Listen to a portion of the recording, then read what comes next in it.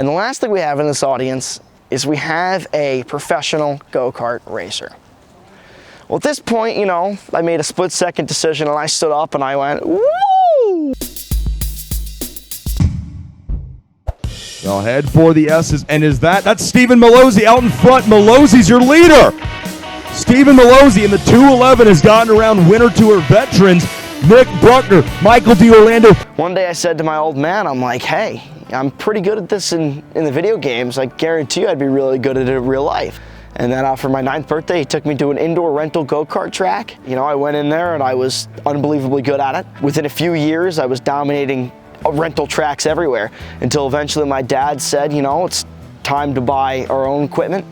We bought our own stuff, and it only took me a couple years, and I progressed through the national ranks before I became a nationally ranked go-kart driver. Mallozzi, he can put that kart anywhere he wants right now.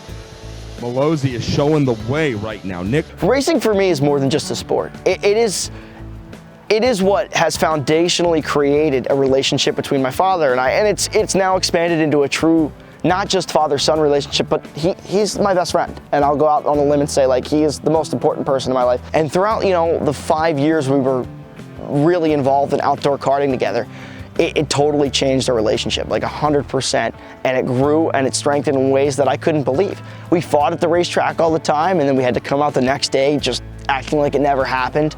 We cried with joy at the racetrack together, you know, when we had some pretty inspirational moments. My first national win came the week after he was diagnosed. Like, we had some unbelievable experiences. So for me, racing was absolutely the core experience for me.